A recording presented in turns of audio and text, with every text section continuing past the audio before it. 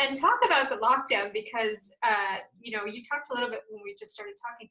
When did the lockdown start for you guys, or partial lockdown? I'm not quite clear on. Did you have a full lockdown? Completely locked down. We don't say we were forbid or anything, but we were told to stay home, to only go out when it's really necessary, and all the shops and all the restaurants, all the activities, hotels and stuff, even marketplaces, only some convenience stores were still open until 10 p.m. every day. So that was basically that. I still went out when I could not stay home anymore. I went out with a mask on, and there was not a coffee shop. You know, Saigon without coffee shop, that is freaking crazy. I cannot imagine. Well, at coffee shops and markets and like there's so much life on the streets, so all of that went away. There's a good thing about the southerners of Vietnam. Well, I speak only about the South because they are my life, and I spent my lifetime learning about them and writing about them. So this is a great time to observe that they are easygoing people and very obedient. I have to say they're very obedient to the law. Mm-hmm. So we don't have people running out like crazy, and but I did not sense the fear. That was what I would worry most, but I didn't sense it. They would just stay home, and there were still people going out on the street.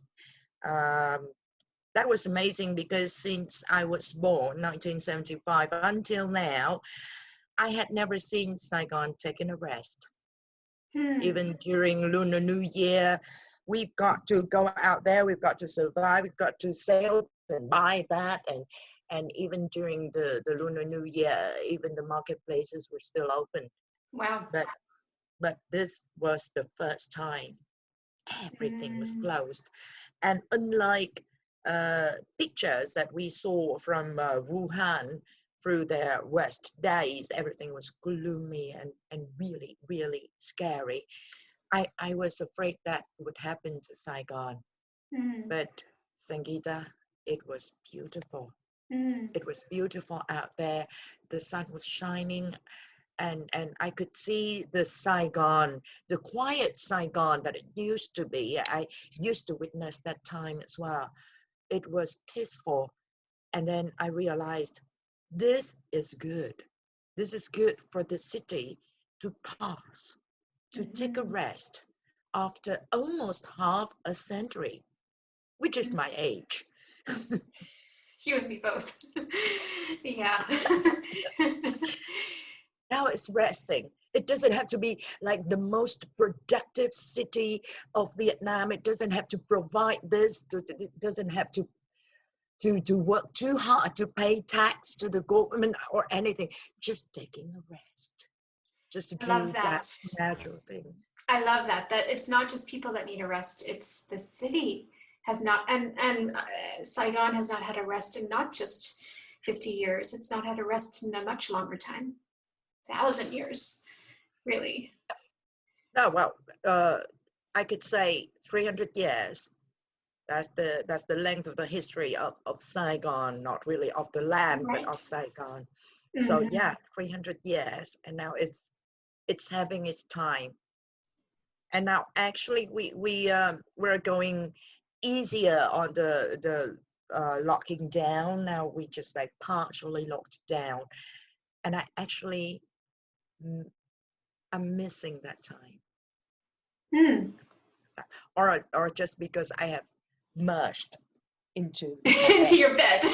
I miss that time. I cannot get myself out of it yet. Like, no, just go on, lock me down.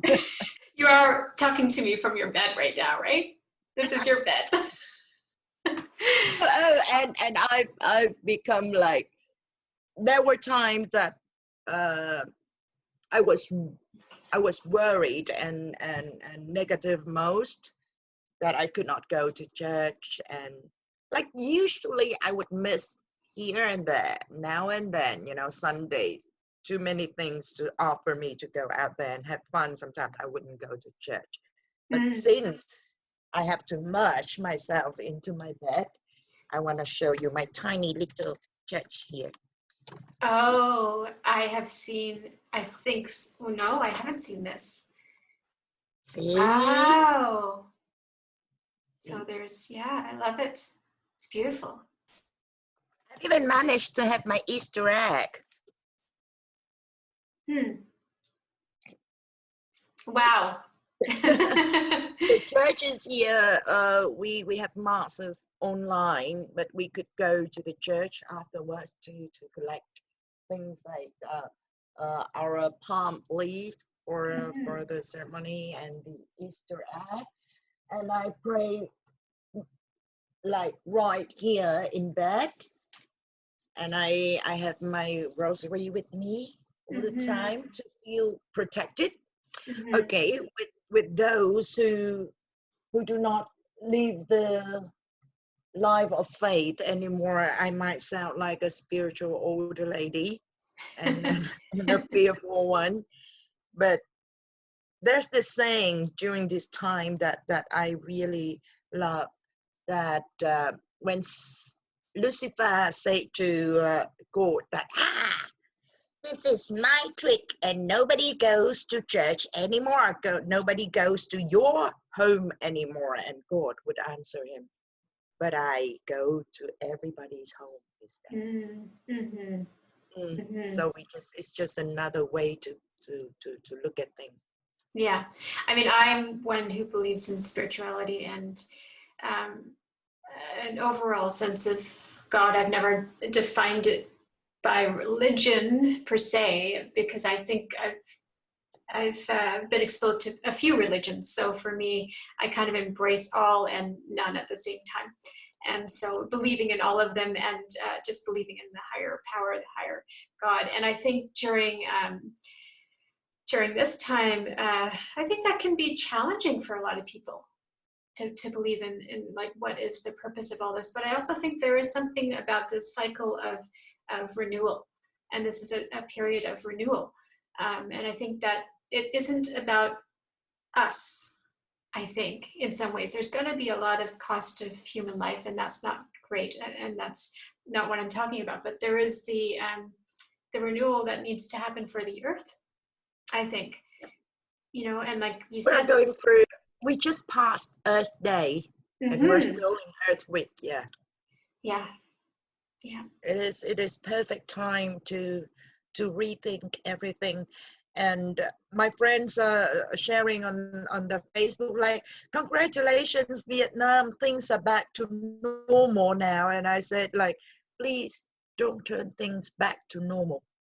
We have to move on to the new stage of being, of treating each other, treating ourselves, and treating this environment around us. Please do not go back to normal, because normal didn't prove good. Normal was the reason why we ended up with this. And I do believe that this is just the beginning, and this is not a threat. Doesn't matter, people might say that this is all about invention of men, of some laboratory, but I think this is just the beginning. We're facing many other things. All those days of being locked down in Ho Chi Minh City, in Saigon, the app, the visual air, right? Air visual, turned green. Right. After all these years of being red and purple, we turned back to green. And in other countries of the world, we saw animals reclaiming their space. And that is the way it should be, people. I believe so too. I think we have been very selfish as a human race. And this is a chance to see, there's so many lessons we can take from this, I think, in terms of how we coexist, right, with each other and with nature and with animals. And, we're seeing lots of positive stories coming out of this. We don't always get to see the positive stories. I think it depends on how, you see your news. There's a lot of negative stories. And if you get caught up in the numbers and the negative stories, I think we miss the good stories and things like the dolphins showing up again outside of Venice. Like The dolphins! Yes! The dolphins! We Yes! see the dolphins again! They're playing and they're frolicking, and it's like, and the air pollution, like you say, like they say, it's been the cleanest it's ever been in places like China, everywhere, I would say. And then, I mean, even down to the little things, like what do we do to amuse ourselves? Like, even though we're in isolation, the kids are still playing somewhat socially distanced, I guess, but outside in the neighborhoods. And I'm seeing more of that than I did before, right? So I think there's a lot of interesting, positive things that are coming out of this. And I hope, like you say, that we can retain all of this. It's not just a little blip where we go, okay, back to life as normal after when we go back to work. We are not only in the hand of God. We can cooperate with God, with nature, with whatever that's going on around us to make it better if we learn. If we make all this meaningful, is about the air pollution, about the society, about how like questions have been popped up for many other people around me. If you cannot spend time at home with your own hubby, did you really make a right choice? Or were you ready to step into the family life, the meaning of marriage and everything? Like, is that really the person that you are ready to spend 24 hours a day with, to wake up next to? You deal with your children. Were you ready to become their lifetime friends? That now you cannot spend time at home with those little monsters. It's true, because if people, I mean, this is a when the chat. schools were closed, and then you screamed like out loud on Facebook, like, open back those schools. I don't know what to do with these little monsters. I don't know them. I don't speak their language. Jesus. And we don't deserve many things that we used to think was ours, that we made it, that we chose it. Now we have to rethink everything. And I don't know what about you, but when this happened, I'm a quick thinker. I'm a survivor. I'm a survivor. I'm a believer. So I have to stack up rice. So I have rice and food and like all this canned food and dog food and cat food. And do you cook? You cook, right? Yeah, Yes, I do. you always have, right? Or is this something new? Because some people didn't cook before. Oh, I cooked before, but I was not like the type of, like, you don't see me in my kitchen many times of a day. Like, usually we would eat out. I would run out. I would eat at the studio. I would prefer to take my laptop to a coffee shop and eat out. And I don't usually cook, but I go back to the kitchen, and I can do pretty damn well, because my husband and my son are gaining weight helplessly. And like, oh, ew, I don't give birth to that. These are the side effects. Yeah. We're all going to come But out. I stacked up so much food that now we've opened back to partially lockdown only again, now that I still have food at home.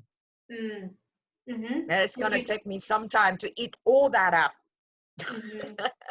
Well, I came from a family too where, like, my mom always had stuff stocked, like big burlap bags of rice and things like that. So, and we lived in a place where it could be winter for quite a long time. So she did it out of necessity more than anything.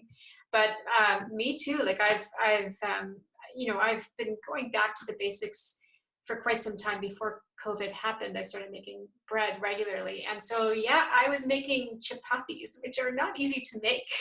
And I've learned how to let them rise properly. Like, it took a couple of tries. And so I've been going back to the basics of